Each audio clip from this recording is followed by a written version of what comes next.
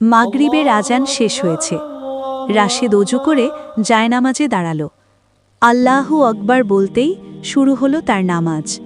ঠিক তখনই ইবলিস মুচকি হাসল। প্রথম কুমন্ত্রণা, এই নামাজটা তাড়াতাড়ি শেষ করো, দোকানটা তো খোলা রেখে এসেছ, চোর ঢুকলে। রাশেদের মন নড়ে উঠল, কিন্তু সে বুঝে গেল এটা ভয় নয়, এটা ধোঁকা। সে আরও ধীরে কিরাত পড়তে লাগল। দ্বিতীয় কুমন্ত্রণা, এই সূরাটা কি ঠিক পড়ছ? আগের রাকাতটা তো ভুল হয়েছে মনে হয়। ইবলিস চায় নামাজের খুশু ভেঙে দিতে। রাশেদ মনে মনে বলল, হে আল্লাহ, আমি ভুল করলে তুমিই ক্ষমা করো। সে নামাজ চালিয়ে গেল।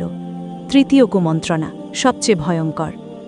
নামাজ পড়ে কি হবে? কাল থেকেই তো পড়ছ না, এত পাপ করে এখন সাধু সাজছ?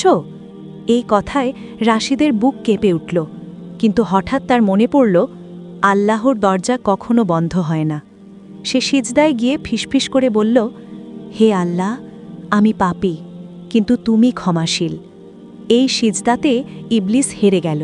সে চিৎকার করে পালিয়ে গেল, কারণ যে বান্দা আল্লাহর সামনে নিজেকে ভেঙে ফেলে তাকে ভাঙার ক্ষমতা ইবলিসের নেই। নামাজ শেষ করে রাশেদ অনুভব করল শান্তি, যে শান্তি হাজার কুমন্ত্রণাকেও হার মানায়।